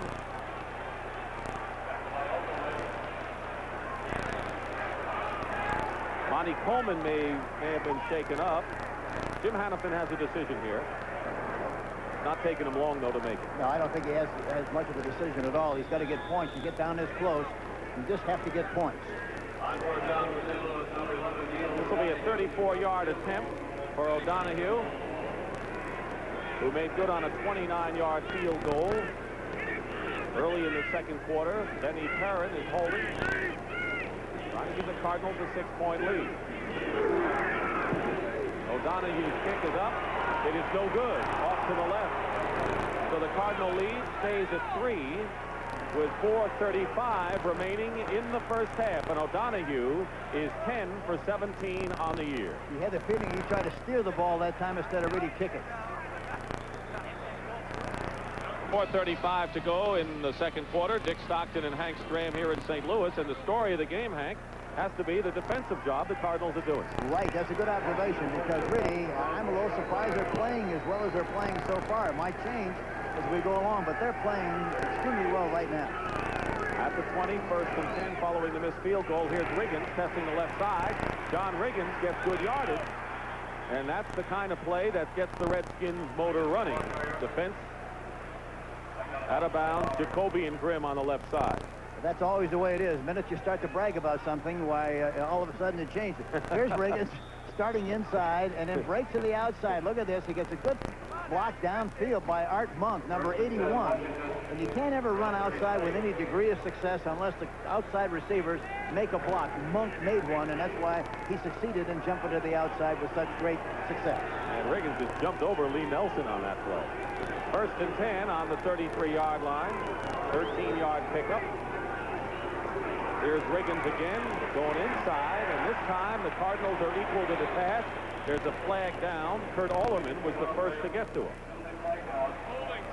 Holding against the Redskins.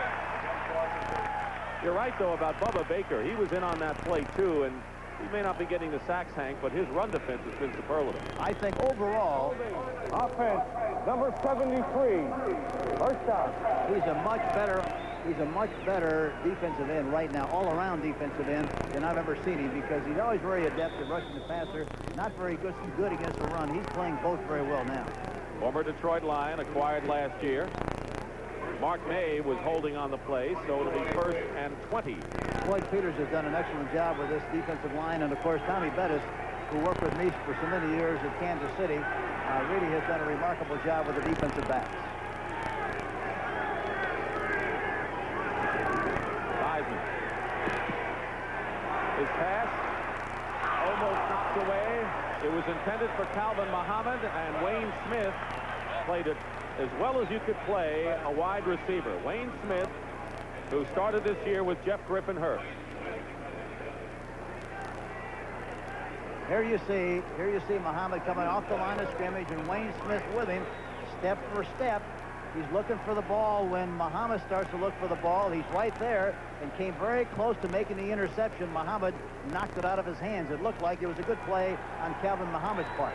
We talked about Bubba Baker, a former Lion. Wayne Smith is another one. Yes, and he got a lot of heat there because a lot of people ran by him, but he's doing a great job here. And I talked to Tommy Bettis, and Tommy Bettis said he just needed a lot of work on his fundamental technique. 2nd down and 20. Keith Griffin is in the lineup, and Theismann is sacked. E.J. Jr., who has been moved around from the middle linebacking spot to outside linebacking. Mr. Enforcer, they call him, sacked Joe Theismann on that play. There you see Theismann going back into the pocket. They got a stun on with the ends coming up in the middle area on the inside. Watch Jr., number 54, come from the outside. He puts the bear hug on him and gets the sack. 2nd sack of the game for the Cardinals. Curtis Greer has the other, and Floyd Peters has to be feeling good inside. 3rd down and 26 at the 17. Stafford Mays, a pass rushing specialist, is in for Mark Duda. I think that Joe Theismann's got to move the pocket a little bit more and get away from that pressure inside. He gets good protection here, and the pass is almost intercepted by E.J. Jr., intended for Clint Didier, and the Cardinals continue to play outstanding defensive football, and the crowd loves it. Now, the momentum, you talk about momentum, the momentum right now is definitely on the side of the St. Louis Cardinals.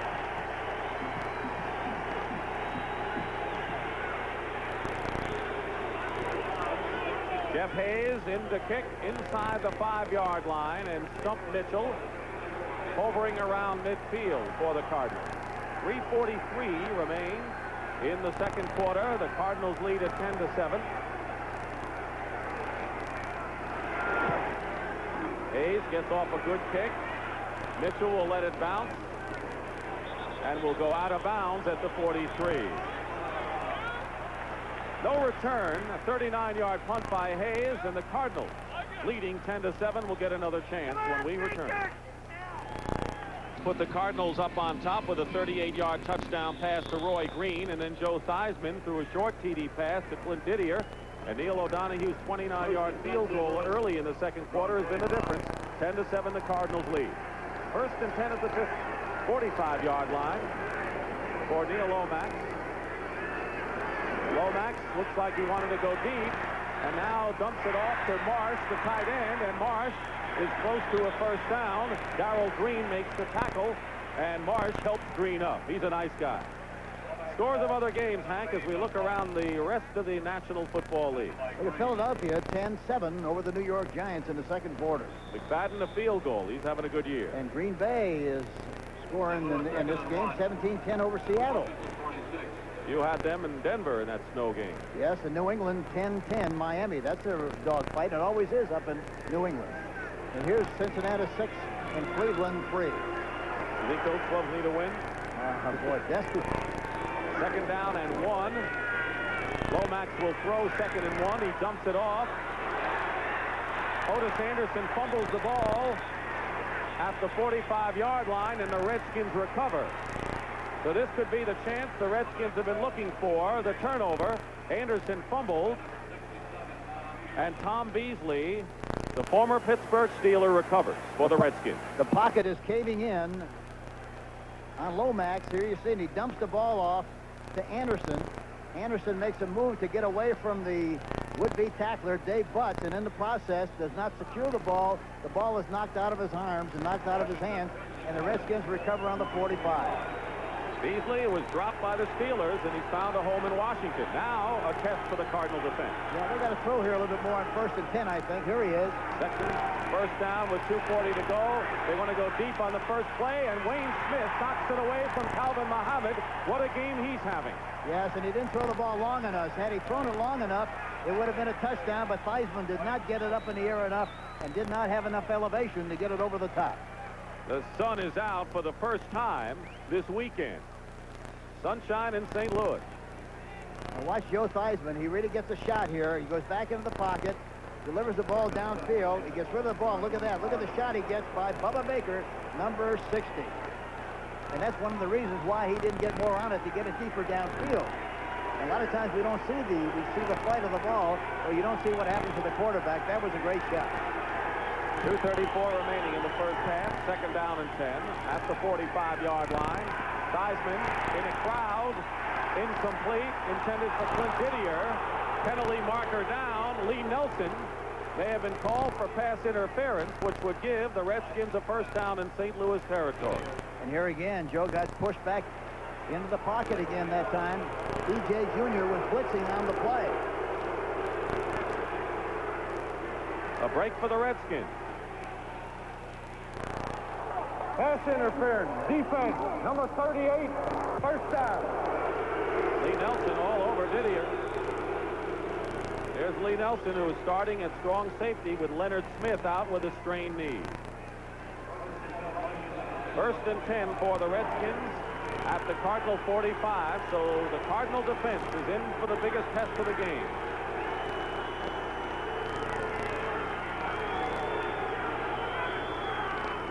Play action. Theismann going up on top for Art Monk, and the pass is almost intercepted by Lionel Washington.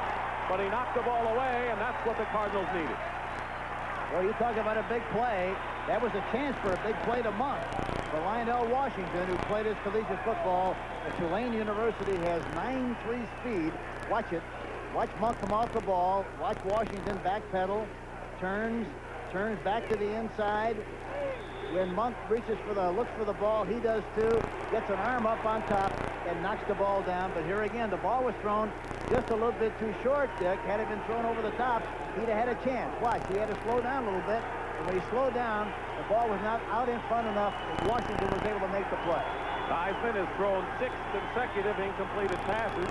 2nd down and 10. He's down. Stafford Mays. And David Galloway. Stafford Mays got a good outside rush to kept Joe in the pocket. That's what you have to do. Bubba Baker in there, too. Why don't we all credit the entire line for the Cardinals? Well, that's right, but Stafford Mays was the first guy to come across there to slow him down. There you see, then he had to stop to try to go up inside. By that time, he got a shot from the inside by Galloway. 3rd sack of the game. Joe Gibbs looking at the drawing board, Hank. 3rd and 17, back at the 48-yard line with 2:01 remaining, so we'll have the 2-minute warning, and now we'll have it now. The plays aren't the problem. You can look at all the plays you want to. You got to block people, and that's what it's all about, and that's what's not happening now. The Redskins are not blocking the St. Louis Cardinals. 2-minute warning here in St. Louis, and we'll be back. Remaining in the first half, the Cardinals lead the Redskins 10-7, and Otis Anderson fumbled. Gave the Redskins an opportunity here, but they have yet to take advantage of it. 3rd and 17 on their own 48. Theismann is only 5 of 13 in the ball game for 59 yards. Pressure. Theismann's pass is caught, and a 1st down. Calvin Muhammad inside the 35, an 18-yard pickup and a big play for the Redskins. Lee Nelson on the tackle. That's the thing about a guy like Muhammad who has such great speed. They're going to play off of him. There we see Theismann, watch him getting the ball, going right back into the pocket. They get a block on the outside. Pressure inside. Throws the ball right in the middle area. Muhammad makes the catch coming across the middle, but the defensive back was way off, and for that reason he was able to make the catch inside. Acquired from the Raiders for a 4th-round draft pick. Caught 2 touchdown passes against the Cowboys last week, including an 80-yard play. 1st and 10 at the 34. Theismann drills it. Muhammad can't hold on. Kind of turned him around on that play. The clock stops with 1:13 showing, and Muhammad has to be torn away from some of the Cardinals defenders. I think there's a great illustration of not having worked together very long as a quarterback and a receiver. He made his turn, made his cut inside, but did not turn his head quickly enough, did not see the ball, and all of a sudden when he turned to make the catch, the ball was there. He did not locate it soon enough out in front, and that's why he didn't make the catch. Joe Gibbs, of course, is without Charlie Brown. He's without Alvin Garrett, 2 of the Smurfs, and of course Joe Washington has been on injured reserve, the great back going out of the backfield. But in spite of that, somehow, some way, they find a way to win, and that's what it's all about. McGrath in motion, 2nd and 10 at the 34. Theismann's pass complete to Art Monk, gets away from one man, and is tackled at the 24-yard line, and it should be another 1st down for the Redskins. E.J. Jr. makes the tackle. And Jeff Moore that time, number 30, was wide open down the middle, and Joe Theismann did not see him. Had he thrown the ball to Jeff Moore, it would have been a touchdown. The Redskins call a timeout, and they have 2 remaining. We want to tell you that coming up, NFL Today at halftime, Brenton Irv will have scores and highlights of the action around the league, and of course the story about the knee. Is there one part of the anatomy that gets more attention in football, or any sport for that matter, than the knee? Well, there's no way in the world that you can protect the knee area enough, because that's where the problems always lie, and there's a brace that protects especially linemen that wear it even in practice to make sure that any kind of a blow from the side protects the knee and keeps it from being a damaging hit. Theismann and Gibbs talking. You mentioned Jeff Moore, Hank, and of course he's a free agent, formerly with the 49ers, and before that Seattle, who was signed this week, and the dependable pass receiver out of the backfield. He is the 15th player signed this season because of the injuries on the Redskins. And I think any time that you get a back or a receiver from the San Francisco 49ers, you know he knows something about the passing game. I guess so, especially if you're a back, because Bill Walsh likes to throw those short passes for ball control. Yep. 1st and 10 with 1:05 remaining. Riggins is the lone setback. Ball at the 24-yard line. Theismann. Complete start. Monk still on his feet, is tackled at the 5. The clock continues to run, under a minute to go. That was good for 19 yards, and now the Redskins call another timeout. They have 1 left. We see a replay. That's the dash play, which means he rolls out like Goes back in the pocket like he's going to throw there, and then rolls out to his right. He's closer to the receiver. Look at Monk on the outside, come back for the ball. That was the key to the catch and success of the play. Washington tried to make the play, number 48, but was not able to do so because Monk came back for the ball. Watch it now. Look at it. Makes a move. Now he comes back for the ball. Washington really has him covered well, but he makes a good move by coming back for the ball. The ball's thrown outside, and for that reason, it was a good reception. Art Monk has caught 5 passes so far in this game for 76 yards. He caught 4 against Dallas last week. So now he has 48 on the year, and his career best was 58. That in his rookie year in 1980. And of course, he's never gone over 1,000 years, and he's threatening 1,000 yards, I should say, and he's threatening to do that this season. First and goal now at the 5 with 54 seconds to go. And we had a nice visit with him yesterday, and I think you asked him, you know, why he has been so successful, and it was a very simple answer, and he usually is always simple, in that he works very hard in practice, just like he does in a game, so they get the same picture. Yeah, the guys that don't work in practice somehow don't do it in the game. Jeff Moore in the lineup, number 30, the back we were talking about. First and goal. Theismann down, loose ball. The Cardinals may have it. Let's see. St. Louis ball. Kurt Alleman recovered the fumble. Lee Nelson was blitzing on the play. He's the one that made the play. Number 38, Lee Nelson, the strong safety. How's that for a big defensive play in the ball game? Just when Joe Gibbs was ready to go in to take the lead. We've got to be concerned about that. You get that close, they don't usually let that kind of a thing happen. But here again, he was unaccounted for. Lee Nelson. Lee Nelson, number 38, he's the one watching 38 on the line of scrimmage like a linebacker. See, and he blitzes on the play. Nobody touches him. They try to get him late, but it's not soon enough, and as a result, he's able to make the play. For a Cardinal defense, which has been outstanding, this is their brightest moment. They maintained a 10-7 lead, first and 10 on the 14, 47 seconds to go. Lomax playing it safe, goes to Otis Anderson. Anderson fires out to a first down to the 27-yard line. Neil Olkewicz and Darrell Grant make the tackle, but not before O.J. picks up 13 yards. The crowd would like the Cardinals to call a timeout, but Jim Hannafin is going to play it in conservative fashion here, Hank, and let the seconds tick off. Yeah, he didn't want to take a chance to make a mistake and give the ball back to the Washington Redskins. That's understandable. He wants to make sure he goes into the halftime with that 10-7 lead. And, of course, if you had talked to the Cardinals yesterday, as we did, and said, how would you like to have a 10-7 lead at halftime, what would they have said? Well, they've been doing handstands, I think.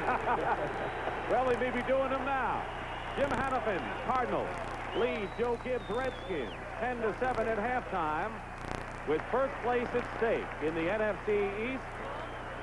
The Washington Redskins have a one-game lead over the Cardinals, the Cowboys, and the Giants.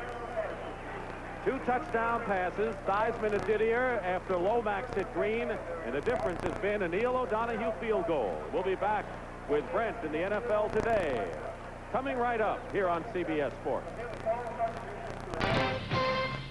What are the most dreaded words in the life of a football player? Well, you've been cut or you've got a knee injury. Well, with new advances in medical technology, players are returning to action sooner than ever from surgery, and with knees that are almost like new. Irv Cross reports on this medical breakthrough from inside the operating room.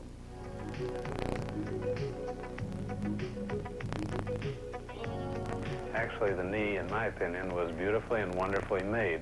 And the problem isn't with the knee, but what it's being subject to.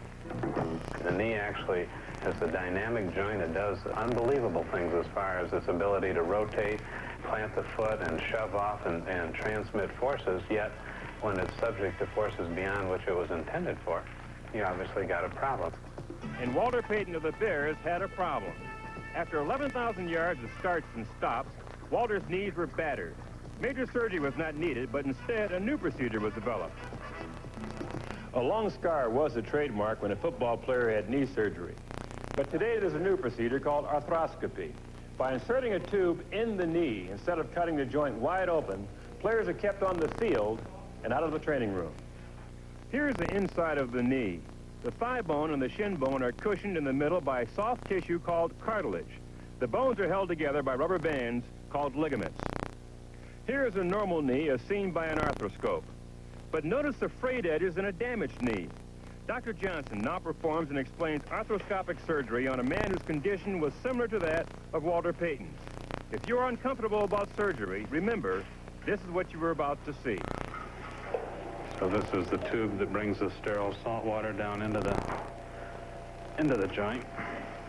And then we'll pick another site where we'll make a small puncture wound about opposite the tip of the kneecap.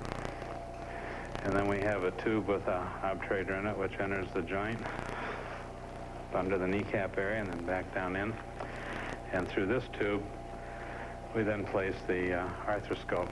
And the arthroscope has a blue cable here that brings the light in by a fiber optic method. And then the light goes down into this tube and attached to an elaborate lens system to television so we can view this on television. And then we identify the problem, and in this joint it was degenerative arthritis with fragmentation of tissue. So what we want to do is we want to preserve as much of the patient's own tissue as we can, but balance that with the removal of fragments and shaggy pieces.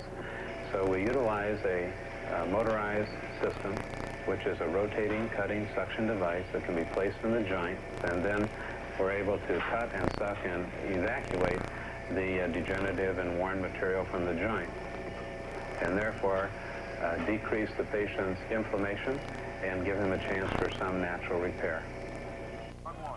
The same procedure on Walter Payton got him back to the practice field in 2 weeks, and he's now off to his best start ever. If there was something that could be done to enhance his longevity, then I think that's what he was looking for, and I think, it appears to me, that's probably happened for him. And you know, Herb, they've made great strides with arthroscopic surgery in that area. We've got a lot of late developments around the National Football League. Let's take you to the scoreboard now and get you up to date. The Vikings at the half are over the Detroit Lions. 14-0 is the count there. Billy Sims has broken the all-time Lion rushing record in that game. Seattle has gone ahead of Green Bay despite 2 touchdown passes. Lynn Dickey to James Lofton in that game, 79 and 20 yards. Eric Lane busts in from the 1 to put the Seahawks ahead. They go to the half there. Miami, this was the Greeks' upset special, and it may come to pass. The Patriots are playing a fine game. Tony Eason had the game tied at 10 on a touchdown pass. Then the Dolphins came back. Dan Marino's 21st touchdown pass of the season to Nat Moore, and the Dolphins missed the extra point. Chicago and Tampa Bay, 20-3. The Bears over the Buccaneers. How's it like to be a linebacker and have Walter Payton coming around the right side, and he's your responsibility? Now, what are you going to do with Walter? He's going to come inside, he's going to get back outside, back inside, back outside, come right straight ahead. How are you going to nail it? Now, when Walter wants to come right at you, he just puts a hat on you and comes through you. He's got 2 touchdowns in that game, looking for 7 in a row, rushing for more than 100 yards. You're so conscious of him, he sets up the flea flicker, goes back to James McCann, and how do you do? There's Dennis McKinnon all alone in the end zone. 23 now, the Bears over the Buccaneers. Cleveland and Cincinnati, the Browns, a 60-yard field goal out of their punter, Steve Cox, in that game. Giants and the Eagles, 10-7. Tough break for the Eagles. Kenny Jackson out with a separated shoulder after he did this to the Giant defense. Now, this play was set up for a first down out of the shotgun. They get their first down, all right, and watch Jackson explode. The #1 draft choice out of Penn State just pulls away for the 83-yard touchdown, and that put the Eagles on top. Watch this blitz coming up here by the Giants. They do not expect to see Merrill move over from defensive end into the middle, and here he comes. Nobody picks him up, and he's got jaws down. That's why that Giant defense is ranked 3rd. This was the play that set up the Giant touchdown. Phil Simms threw a beauty. Lionel Manuel with a fine catch, and then Rob Carpenter from the 1, 10-7. Eagles with the lead in that game. Denver has just kicked another field goal by Carlos. They're over the Bills, 23-0 at the half. John Elway, off a scramble to the right, threw a 60-yard pass into the end zone, 52-yard touchdown pass to Steve Watson. Pittsburgh is shutting out Indianapolis right now, 13-0. And, of course, the game you are watching, and it's a dandy. Cardinals over the Redskins. We've seen a lot of good plays in that game, huh? Big plays. But, you know, when I was visiting the Cardinals earlier this week, they told me they could go deep on the Redskins, and they go right off the bat early in the ball game when Neil Lomax, looking for his speedster, number 81, Roy Green, connects with him for a 38-yard touchdown strike. That's what they want to do today, and they'll see more of it in the second half.